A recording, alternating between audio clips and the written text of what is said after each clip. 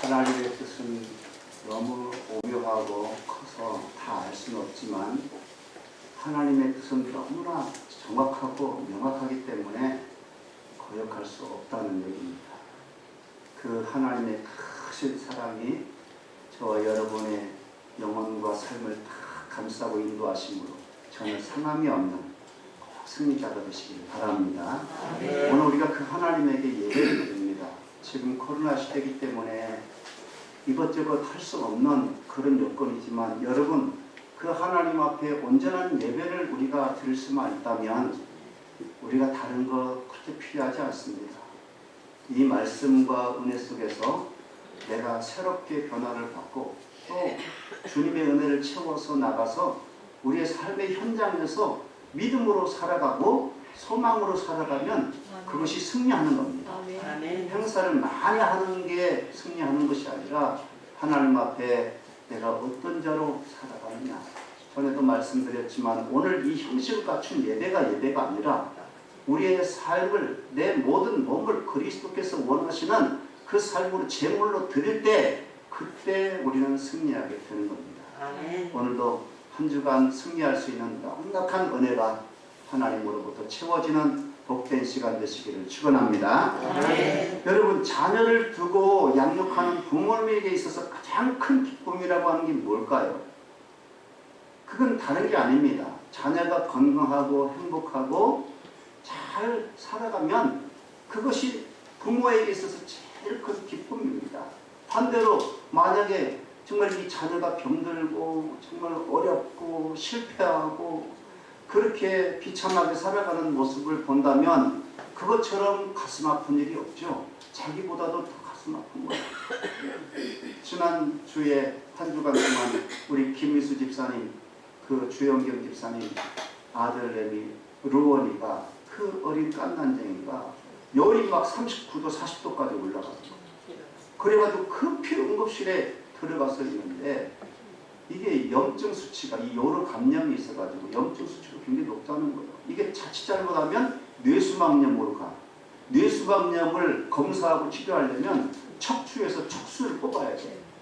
그 척추가 이렇게 연결되어 있는 그 사이에 바늘을 꼽았는데 그 깐난쟁이를 이렇게 엎드려 놓고 거기다 꼽으면요 애가 자지러지면서 꼼짝도 못하고 있는 거예요. 왜? 일어나려면 더 아픈걸?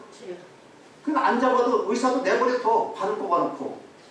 그 모습을 보는 부모는요 가슴이 찢어지는 거예요. 기절해버려. 잘못하면. 그것도 못 들어오게 해. 그런 수술 안 되도록 하나님 앞에 기도를 하는데 아니 전화를 통해서 기도를 이렇게 하는데 아니 엄마가 쭉 울더라고. 그 얼마나 가슴이 녹아내린 거야. 그 아들을 위해서. 차라리 자기가 아프면 좋겠다고 하는 마음이 저절로 들 걸 아마 그 순간에. 여러분 부모에게 있어서 이렇게 자녀의 행복의 불행이 그대로 부모에게 전가되는 겁니다. 여러분 이건 하나님도 마찬가지입니다. 우리 하나님의 자녀된 성도들이 정말 하나님의 은혜 가운데 복받고 믿음으로 승리하며 맡겨진 사명을 잘 감당하며 세상의 빛과 소금의 역할을 감당하면서 살아가는 그 모습을 보는 것보다 더 기쁨이 없어요. 우리 하나님은 그게 제일 기쁜 거예요. 반대로 말이죠. 말씀을 떠나서 이 성도가 타락하고 부패하고 실패하고 온갖 죄악 가운데 그렇게 버무리며 살아가는 그 모습을 보는 아버지의 마음은 우리 하나님 아버지의 마음은 찢어질 거예요. 그러므로 여러분 인생을 살아갈 때 하나의 공식을 여러분 가슴속에 담아두고 살아야 됩니다. 한번 따라서 합시다. 나의 행복이 하나님의 행복이다. 믿습니까? 아멘. 여러분이 행복하고 복되게 살아가는 게 바로 하나님 앞에 큰 기쁨과 행복이에요. 그게 가장 큰 기쁨을 드리는 거예요. 우리가 하나님의 은혜 아래서 주님 뜻을 따라서 믿음으로 승리하며 살아가면 하나님을 가장 기쁘시게 하는 거예요. 이제 오늘 본문은 우리가 너무나 잘 알고 있는 말씀입니다. 뭐 교회 다니는 사람 치고 오늘 이 말씀 모르는 사람 있어요? 아마 한 사람도 없으리라고 생각해요. 항상 기뻐하라, 쉬지 말고 기도하라, 범사에 감사하라. 이건 너무나 유명해서 교회 안 다니는 사람들도 다 아는 말씀이에요.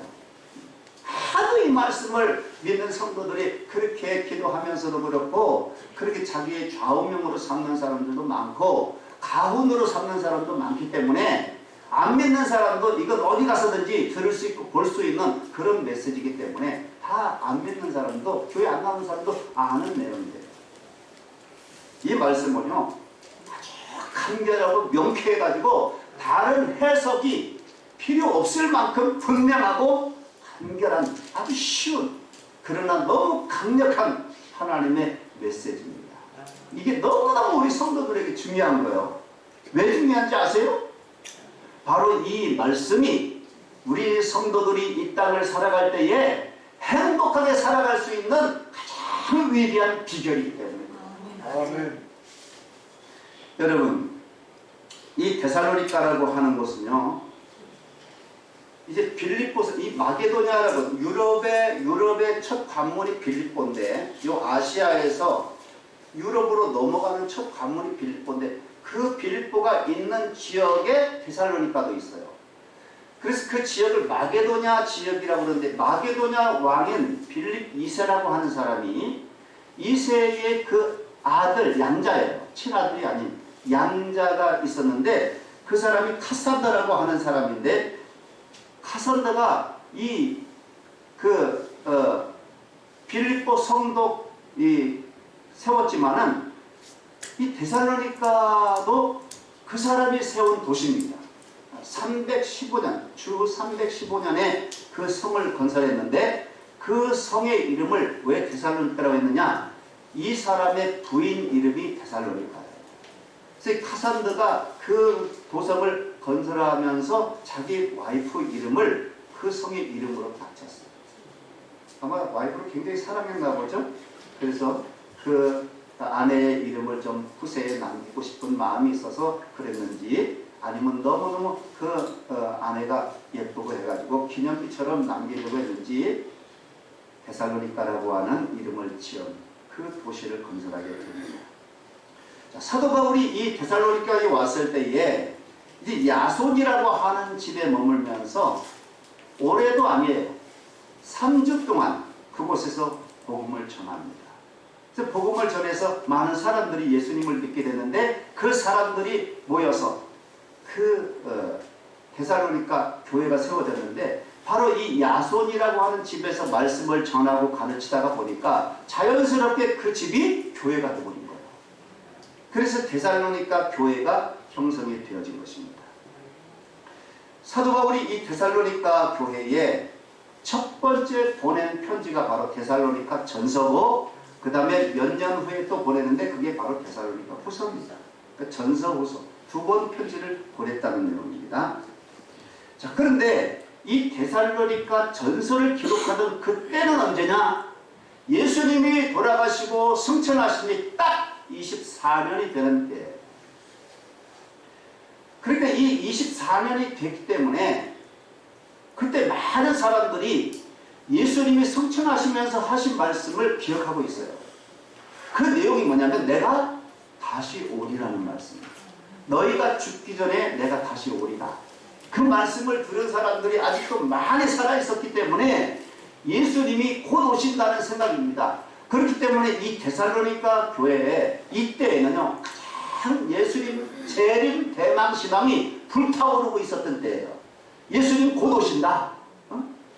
이 신앙이 막 불타올랐기 때문에 데살로니가 교회에 하나의 문제점으로 그것이 작용하기도 했습니다.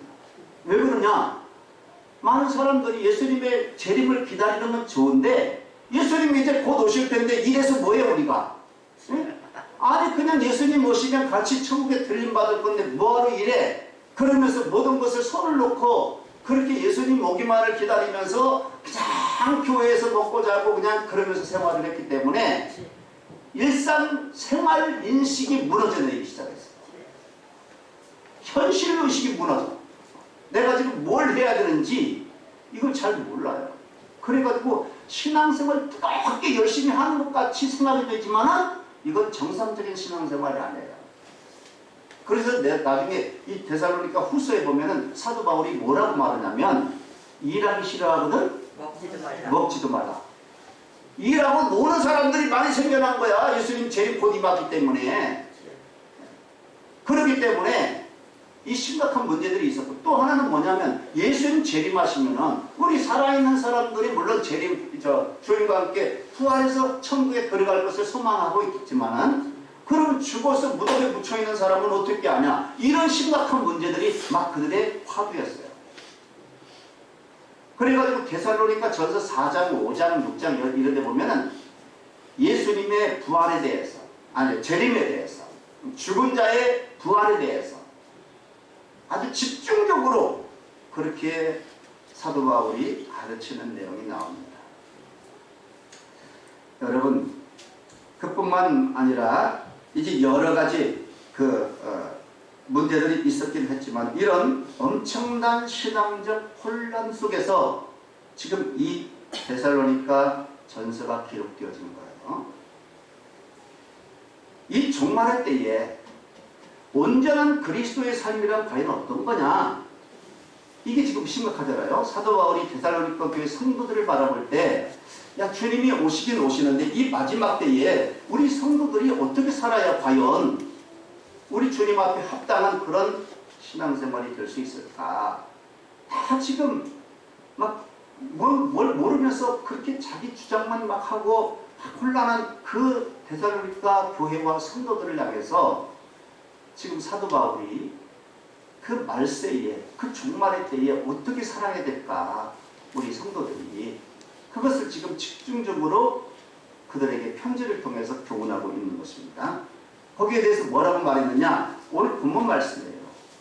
항상 기뻐하라, 쉬지 말고 기도하라, 범사에 감사하라. 이것은 그리스도 예수 안에서 너희를 향하신 누구의 뜻이라고요? 하나님의 뜻이다 그 말이에요. 그 세 가지가 우리가 물론 평안할 때도 그렇게 생활해야 되겠지만, 이 마지막 때를 살아갈 때 이것이 매우 중요하다 그 말이에요. 하나님의 뜻이기 때문에. 자, 하나님의 뜻에는요, 두 가지 중요한 의지가 있습니다. 의지. 첫 번째는 뭐냐? 결정적 의지라는 거예요. 이건 뭐냐면 하나님의 뜻은 너무나 분명해. 아까 찬양 속에서 그렇죠? 너무나 분명해서 그걸 우리가 거역할 수 있어요? 없어요? 없어요. 그냥 그대로 살아가야 돼요. 우리는. 그것을 우리가 하나님의 섭리, 하나님의 예정, 또는 하나님의 경륜, 이렇게 얘기를 합니다. 하나님의 계획이 딱 정해져 있어요. 거기에 대해서는 누구도 항거할 수 없이 그걸 따라야 됩니다. 하나님의 뜻을 따라야 됩니다. 때문에 우리는 하나님을 믿을 수가 있어요. 하나님의 뜻과 섭리와 의지가 분명하기 때문에, 여러분 만약에 하나님의 어떤 계획과 뜻이요 수시로 조변 섞기 한다고 해봐요. 어제 다르고 오늘 다르고 그렇게 막 변한다고, 변덕이 죽을 듯 하는 그런 것이 하나님의 뜻이라고 한다면 그거 우리가 믿을 수 있습니까? 못 믿지. 그거는 언제 어떻게 변할지 모르니까. 그러나 하나님의 계획과 뜻은 변함이 없어요. 결정적 의지가 있어요. 하나님은 딱 그렇게 계획대로 진행한다. 그것에 대해서는 거역할 수가 없는 거예요. 근데 또 하나의 의지가 있는데, 이걸 뭐라고 말하냐면 소원적 의지. 따라서 합시다. 소원적 의지. 소원적 의지. 네, 이게 아까는 결정적 의지가 있고 또 하나는 소원적 의지가 있는 거예요. 이건 인격적이고 개인적이고 조건적이에요. 예를 들면 자녀들이 부모들이 자녀를 낳고 그 자녀들이 잘 되기를 원하는 마음이 있다고 그랬잖아요. 그렇기 때문에 아이를 딱 낳아놓고 이름을 짓는데, 이름을 아무렇게나 짓습니까? 이름은요 생각하고 이거 할까 저거 할까 아주 좋은 이름은 다 갖다 놓고 그 중에 고르는 거야. 왜? 내 자녀가 앞으로 자라서 이런 사람이 되기를 원하는 그 부모님의 소원이 담겨 있어요. 그 이름 속에는. 그 의미가 부모님이 가장 이 아이에게 바라는 소원이 그 이름 속에 담긴다니까. 아멘. 이걸 소원적 의지라고 해요. 자녀에게 원하는 바, 부모의 소원적 의지. 그래서 가끔 보면 자기 애들을 너무 학대하는 애들 있잖아요. 심지어는 자녀를 죽입니다. 갖다 버립니다. 예? 나가지고 팔아버리는 사람도 있어요. 그건 왜 그러냐? 자녀에 대한 소원적 의지가 없기 때문에 그래. 그런 부모는 부모로서의 자격이 없는 거지. 부모는 자녀에게 소원적 의지를 가져야 돼요. 잘 되기를 원하는. 이 소원적 의지로 길러야 이 자녀가 제대로 자랄 수가 있습니다. 자, 이제 우리가 본문으로 다시 돌아가서 우리를 향하신 하나님의 뜻이 뭐라고요? 우리가 항상 기뻐하는 것이고, 그리고 쉬지 않고 기도하는 것이고, 범사에 감사하는 거예요. 이게 우리를 향하신 하나님의 뜻이라고 했어요. 이 세 가지. 여러분, 그러면 여러분들에게 한번 질문할게요. 자, 기쁨, 기도, 감사.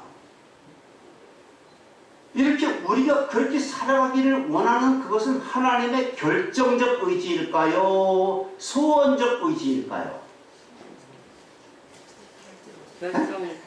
둘 중에 하나야. 소원적 의지. 네. 요게 이제 우리가 하나님 앞에서 신앙생활할 때 항상 하나님과 우리와 핀트가 안 맞는 이유가 거기에 있어요. 자, 사실 이것은요, 우리도 기쁨과 기도와 감사를 갖고 살아요. 그런데 문제는 뭐냐면 언제나 상대적이라는 거예요. 그것이. 그래서 조건이나 환경에 따라서 우리는 기뻐하기도 하지만, 그러나 더 많은 기회는 기뻐하지 않고 살아가는 경우들이 많아요. 우리도 기쁨은 있어요. 기뻐하면서 살기를 원하지만은, 그러나 환경과 조건에 따라서 기뻐하지 못할 때도 있다 그 말입니다. 기도도 마찬가지죠. 우리 기도하면서 삽니다. 그러나 항상 기도하면서 삽니까? 기도하지 않고 살아갈 때가 훨씬 더 많지. 여러분 한번 여러분 하루 동안 돌아보세요. 기도하는 시간이 얼마나 되는지. 아마 그냥 내가 기도했나? 그렇게 아마 한 번도 기도 안 하고 지나갔던 그런 날들도 있을걸? 한번 돌아보세요, 여러분의 기도. 아니면 기도잖아요. 조건에 따라서, 환경에 따라서 기도할 수도 있고 기도 안 할 수도 있어요. 이게 우리의 삶이에요. 감사도 마찬가지지. 어떤 환경에 쓰여서 어떤 사람에게 대해서 내가 감사를 하지만, 그러나 어떤 사람에게 대해서 감사 못해. 어떤 조건에 대해서는 감사를 하지만 내가 그 반대편에 나에게 부정적인 어떤 환경은 감사 못해. 예를 들면 내가 건강하면 감사하지만 병들면 감사하기 힘들어. 어느 정도 생활에 여유가 있으면 감사하지만 막 그냥 지질이 쪼들리면 감사하기 힘들어. 이런 환경과 여건에 따라서 우리들은 이렇게 조건적으로 기쁨이나 기도나 감사나 다 이럴 때도 있고 저럴 때도 있는 거예요. 그런데 하나님은 이 기쁨과 기도와 감사에 대해서 결정적 의지를 가지고 계시다는 거 여러분 기억하셔야 돼요. 아멘. 하나님은 우리가 상황이나 조건이나 환경에 관계없이 항상 기뻐하기를 원하고, 항상 기도하기를 원하고, 항상 감사하기를 원한다는 거예요. 아멘. 그게 결정적 의지예요. 하나님은 거기에 대해서 변함이 없어. 아, 이럴 때는 감사 못하겠지 뭐. 그래, 이럴 땐 기도하기 어려울 거야. 아무리 기도의 사람이라 할지라도 이런 환경에 빠지면 그래, 기도하실 수 있지 뭐. 이런 게 아니에요. 하나님은 항상 기쁘고 항상 기도하고 항상 감사하라고 아주 결정적 의지로 우리의 그걸 요구하시는 거예요. 아멘. 우리들은 그렇게 했으면 좋겠다는 거죠. 아니, 항상 기쁜 일만 있으면 얼마나 좋겠어요. 응? 내가 항상 기도하면서 살아갈 수만 있다면 얼마나 좋겠어요. 내가 범사에 감사할 수 있도록 모든 환경과 내 주변에 있는 사람들이 다 나에게 감사의 대상이 되면 얼마나 좋겠냐 그 말이에요. 우리는 소원적 의지가 있지만은 하나님은 결정적 의지로서 이 말씀을 명령하고 계신 것을 믿으시기 바랍니다. 아멘. 자, 우리가 좀 더 구체적으로 한번 살펴보겠습니다. 첫째로는 항상 기뻐하라고 했어요. 항상 기뻐하라. 우리가 항상 기뻐하며 사는 것이 하나님의 기쁨입니다. 왜냐하면 그것이 하나님의 뜻입니다. 근데 아까도 말씀드린 것처럼 항상 기뻐할 수 있느냐 이거예요. 아니 이거는 마치 우리에게 불가능을 요구하시는 것처럼 보여요. 아니 기뻐할 일이 있어야 기뻐하지 뭐 어떻게 기뻐하냐. 그럼에도 불구하고 기뻐하라는 거예요. 하나님은. 아멘. 고린도후서 6장 10절 보겠습니다. 고린도후서 6장 10절 다 같이 시작. 근심하는 자 같으나 항상 기뻐하고 가난한 자 같으나 많은 사람을 부유하게 하고 아무것도 없는 자 같으나 모든 것을 가진 자로다 그랬어요. 자, 이렇게 행하는 사람이 누구라는 거예요? 그리스도인이라는 거예요. 성도는 이렇다는 것입니다. 근심하는 자 같지만 항상 기뻐한다는 것입니다. 그러면 왜 하나님은 이렇게 우리에게 항상 기뻐하는 것을 요구하느냐? 여러분 이건요, 이 기쁨이라고 하는 것과 행복이라고 하는 것은 아주 긴밀한 직접적인 연관이 있기 때문에 그래요. 따라서 합시다. 기쁨이 있어야 행복이 있다. 그러니까 기쁨이 곧 뭐라고요? 행복이라는 거예요. 여러분 소유가 행복이 아닙니다. 소유를 했어도 기쁨이 없으면 그 사람은 행복한 사람이 안 되는 거예요. 기쁨이 있어야 행복이 있는 겁니다. 그러므로 만약에 내 삶 속에 이 기쁨이 사라지게 되면 그 사람은 행복도 사라지게 돼 있어요. 사람들은 항상 행복하기를 원하죠. 행복 원하지 않는 사람 있어요? 네? 누구나 다 행복을 원해요. 근데 문제는 뭐냐? 행복할 수 있는 비결을 몰라요. 행복할 수 있는 비결이 지금 뭐라 그랬어요? 기뻐하라고. 기쁨이 있어야 돼요. 근데 사람들은 행복을 위해서 뭘 추구해요? 돈이요. 네. 잘 알아요. 그것만 있으면 행복할까? 막 소유하면, 막 내가 어떤 명예를 소유하고, 권력을 소유하고, 물질을 소유하면 내가 행복할까? 여러분, 소유에는 행복이 없어요. 소유를 하든 하지 않든 뭐가 있어야 돼 행복한다고요? 기쁨이 있어야 행복하다고요. 그러니까 행복의 비결은 기쁨이에요.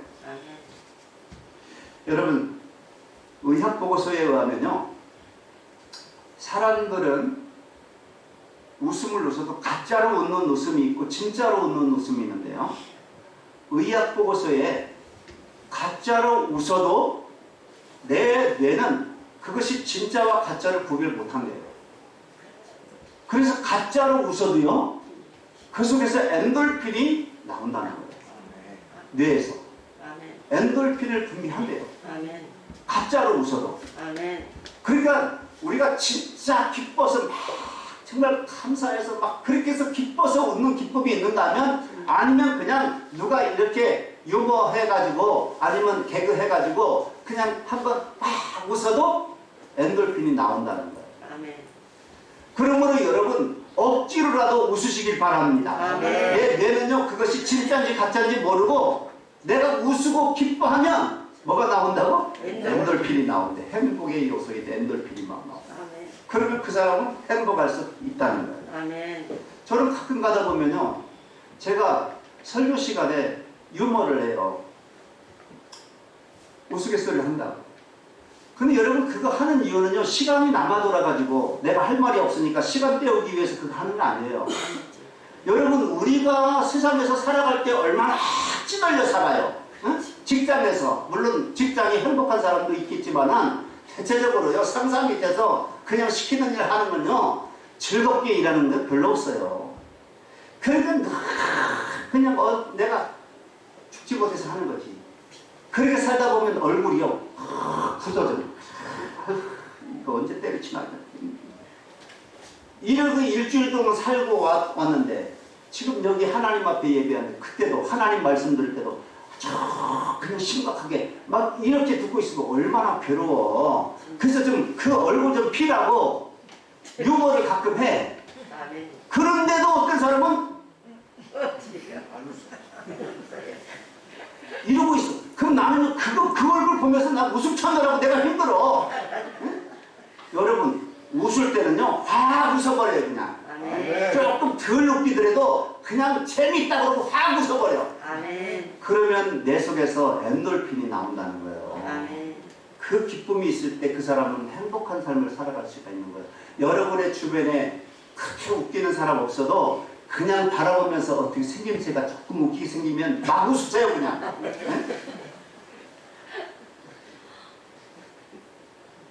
영국 웨슬레 박물관에 웨슬레가 일생 동안 좌우명으로 삼은 세 마디 말이 있다고 해요. 그게 뭐냐? 첫째는 세계는 나의 교구다.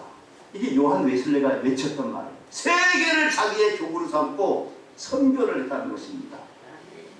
그 다음에 두 번째로 뭐냐?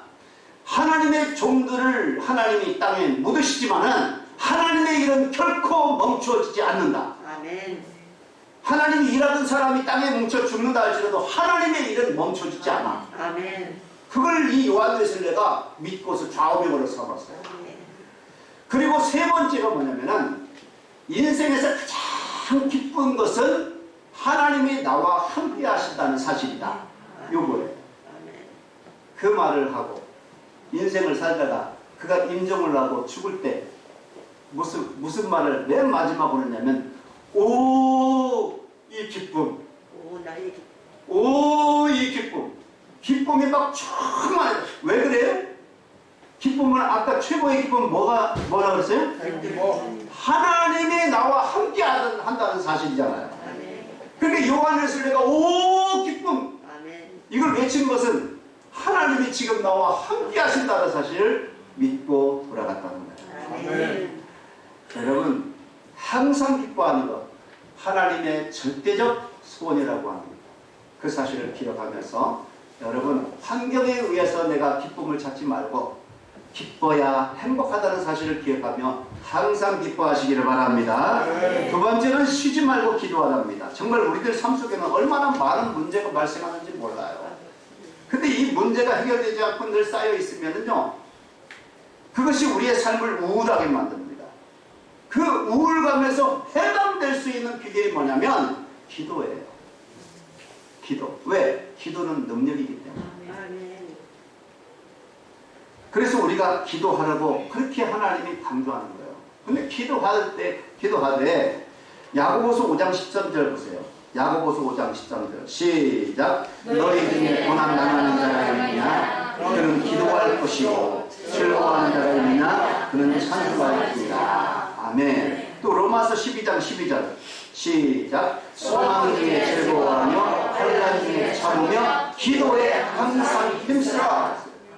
왜냐하면 기도는 능력이기 때문에 너희가 고난 중에 있든지 환난 중에 있든지 기도하면 하나님이 그 문제를 해결해 주신다고 약속을 얼마나 많이 했는지 몰라. 아멘.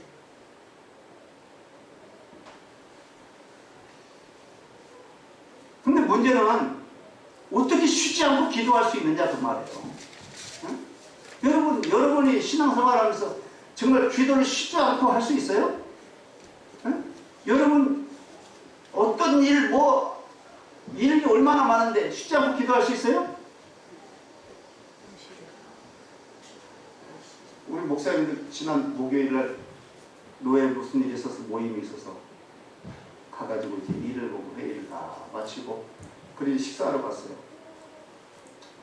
그 식사를 주문을 해놓고 이제 나오기까지 먼저 기도 누구 하십시오 해가지고 대표 기도를 누가 했어요. 근데 음식이 좀 늦게 나와서 그래가지고 음식을 다 차리려고 식사합시다 하는데 대부분의 목사님들이 다시 시키는 거야. 그러니까 어떤 사람이 아니 아까 대표 기도 했잖아. 그러니까 그 기도했던 사람이 멋쩍어서 그런지 아니 쉬지 말고 기도하라고 또 기도하는 거야. 그렇게 얘기를 하는데 여러분 그게 쉬지 말고 기도하는 겁니까? 여러분 쉬지 말고 기도하라는 것은 그런 뜻이 아니에요. 그냥 여기 항상 여기 나와가지고 그냥 24시간 여기 앉아서 기도하라 그 말이 아니에요. 따라서 합시다. 기도의 영성이 죽지 않게 하라. 다시 한번 기도의 영성이 잠들지 않게 하라. 그 말이에요. 여러분, 우리의 기도의 영성이 잠자는 사람들이 많고 죽어있는 사람들이 많습니다. 항상 기도하라. 쉬지 말고 기도하라는 것은 내 기도의 영성이 항상 살아있도록 그렇게 하는 거예요. 왜? 기도하는 그 순간만큼은 영혼이 내 속에서 살아 움직이고 있기 때문에. 그리고 기도하고 있는 그 순간만큼은 내 심령 속에 성령님이 역사를 하시기 때문에 그 영혼이 잠들지 않아요. 죽지 않는다 그 말이에요. 그렇게 쉬지 말고 기도하라. 내 영혼이 기도에 잠들지 말고 죽지 않도록 깨어있어라 깨어있어라. 그렇게 말씀하시는 겁니다. 여러분 골로새서 4장 2절에 그래서 기도를 계속하고 기도에 감사함으로 깨어있으라는 거예요. 여러분 아까 내 영혼이 깨어있고 그리고 내 속에서 성령께서 역사하시는 순간은 그 사람은 가장 강한 사람이 되는 거예요. 아멘. 여러분 행복은요 강한 자의 것입니다. 아멘. 약한 자는 행복할 수가 없어요. 약한 자는 항상 타협을 해야 돼요. 항상 누구에게 의지하고 신세를 져야 됩니다. 약한 자는. 그 사람은 행복할 수가 없습니다. 행복은 강한 자의 것이에요. 아멘. 그래서 기도의 영성을 죽이지 말라는 겁니다.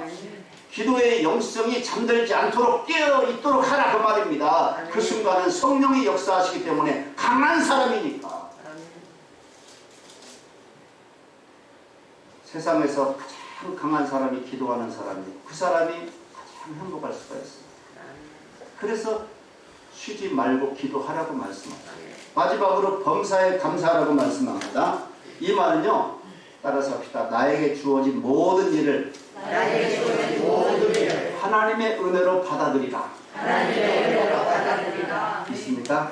여러분에게 주어진 모든 환경, 여건, 어떤 일들을 다 하나님의 은혜로 받아들이라는 거예요. 그럴 때 비로소 그 사람은 범사에 감사할 수가 있게 된다 그 말입니다. 이제 이 감사는요 헬라어로 유카리스토스라고 하는 말을 써요. 유카리스토스. 근데 이 말은요 은혜라고 하는 말에서 나왔어요. 카리스라고 하는 이 은혜라고 하는 말에서 나왔어요. 그러니까 이 감사와 은혜는요 거의 동의어예요. 동의어. 감사합니다 하는 것은 하나님의 은혜로 충만했다는 것을 의미합니다. 은혜의 사람은 항상 감사가 나온다는 겁니다. 여러분 그러므로 신앙의 능력이 뭐냐? 나에게 주어진 모든 환경을 은혜로 소화시켜요. 네? 모든 것을 은혜로 소화시키는 것. 어떤 환경이든지 은혜로 소화시키는 것. 힘들고 어려운 일일지라도 은혜로 소화하는 것. 이것이 바로 범사에 감사하는 거예요. 여러분은 어떤 일들이 딱 주어졌을 때 그것이 비록 힘들고 어려운 일이라도 하나님의 은혜로 받아들여서 그것을 소화하고 있습니까? 그럼 그 사람은 감사할 수밖에 없어요. 어떤 사회학자가 분석한 결과를 이렇게 발표했습니다. 사회주의나 이 공산국가에서는 사용하지 않는 말이 딱 하나 있다. 그게 뭐냐면 감사라는 거예요. 이 공산주의 세계나 사회주의 세계에서는 감사라는 게 없다는 거예요. 왜 그러냐? 항상 저들의 머릿속에는 혁명이라고 하는 개념을 가지고 살아가요. 혁명. 근데 이 혁명이라는 개념 속에는 감사가 존재하지 않아요. 왜 그러냐면은 이 혁명이라고 하는 것은 사회의 모든 부조리나 문제는 다 어떤 사람 때문에 와졌다고 생각을 하는 거예요. 예를 들면 가난한 사람들은 왜 가난해졌느냐? 우리가 왜 가난의 고통을 당하느냐? 저 부자들 때문에. 그 프롤레타리아의 고통은 다 부르주아 때문에. 그 사람들 때문에 우리가 지금 이런 고통을 당하고 있기 때문에 그 부르주아를 다 때려잡고 깨부셔야 개혁을 하고 혁명을 해야 된다는 겁니다. 그러니까 그들을 바라보는 그들의 시선 속에 그들의 생각 속에 감사가 있겠어요? 없어요. 원수 감정을 갖고 있는 거예요. 조금 깨트려서 죽여버려야 되는 거예요. 거기에 무슨 감사가 있겠어요? 독일의 재무장관인 마티 바덴이라고 하는 사람이 있습니다. 이 사람이 이제 청년 시절의 얘기를 하고 제가 말씀을 마치려고 합니다. 한 번은 어느 지방에 여행을 갔다가 돈이 떨어졌어요. 이 사람은 워낙 청년 결백한 그런 사람이기 때문에 이 남의 것을 이렇게 뭐 착복하거나 그냥 사기를 치거나 이렇지 않아서 젊었을 때부터 가난했던 사람이에요. 이 사람이 어느 지방을 이렇게 여행을 하던 중에 돈이 없으니까 싸구려 여관에 그냥 이렇게 투숙을 하게 됐습니다. 근데 하룻밤 자고 일어나서 밖에 나와보니까 자기 구두가 없어진 거야. 그래가지고 그냥 소리 지르면서 그냥 뭐라 그러냐면 어떤 놈이 내 구두를 가져갔냐고, 어? 나같이 가난한 사람이 구두를 가져가면 어떡하냐고. 그러면서 나중에는 하나님을 원망하는 하나님 이렇게 가난한 사람의 구두를 가져갔는데 내버려 두고 어떻게 하시냐고. 그러면서 하나님 앞에 막 고래고래 원망을 했어요. 근데 그날이 아마 주일 아침이었던 것 같습니다. 그리고 그 주인, 그 여관 주인이 아마 예수 믿는 사람이었던 것 같아요. 막 밖에서 고래고래 막 소리를 지르고 난리를 지르니까 나와서 보니까 어떤 사람이 구두가 잊어버렸다고, 구두 잊어버렸다고 막 소리 지르고 막 하나님 원망하고 그러는 거예요. 하나님 믿지도 않으면서. 그래가지고 창고에 가서 구두를 한 켤레 이제 이렇게 자기 남편이 신는 구두를 하나 갖다가 줬어요. 신으시라고. 자기 구두보다 더 좋은 구두를 갖다 내줬어요. 그러니까 미안하잖아요, 이 사람이. 마티가 미안해. 고맙다고. 근데 그 구두를 주면서 그 여관 주인이 하는 말이에요. 이왕 이렇게 되면 어떡하냐고. 이거라고도 신고 그리고 오늘 주일인데 교회나 나가고 교회에 같이 가자. 그렇게 얘기를 한 거예요. 그러니까 이 마티가요. 구두를 받았으니 그 어떻게 거절을 합니까? 알았다. 그러면서 그 구두를 신고 젊은 이제 이 마티가 교회를 따라갔어요. 근데 교회를 따라가서 예배를 드리다가 충격을 받습니다. 무슨 사건이냐면은 설교에 은혜 받은 게 아니라 자기 옆에서 같이 예배를 드리는 사람이 한 사람이 있었는데 그 사람 보니까 두 다리가 없는 거예요. 근데 그 두 다리가 없는 사람이 예배를 드리는 모습을 보니까 손을 들고 눈물을 철철 흘리면서 하나님을 찬양하는 거예요. 기도를 하는데 뭐가 그렇게 감사한지 그냥 말끝마다 감사합니다. 감사합니다. 그러면서 막 눈물을 흘려 또 기도를 하네. 네? 아니 지금 자기는 구두 한 켤레 잃어버렸는데 이 사람 보니까 저 사람은 두 발을 다 잃었어. 근데 저 사람에게는 황금 구두를 갖다 줘도 신지 못해. 그런 가운데 뭐가 저렇게 감사하다고 그렇게 예배하고 찬양하고 기도를 하는지 충격을 받습니다. 자기가 얼마나 부끄러워졌는지 몰라 거기서. 어? 자기는 구두 한 켤레 잊어버렸다고 얼마나 고래고래 불평 원망하면서 하나님을 원망했는데 저 사람은 두 다리를 잊어버렸으면서도 저렇게 감사를 하네. 충격을 받아요. 그러면서 그의 생각이 바뀌고 인생이 바뀌기 시작합니다. 그 나중에 이 마티 바덴이라고 하는 이 사람이 독일의 재무장관이 돼요. 점점 아주 훌륭한 정치인이 돼가지고 그 독일의 모든 국민들이 가장 존경하는 정치인 중에 한 사람이 바로 이 마티 바덴입니다.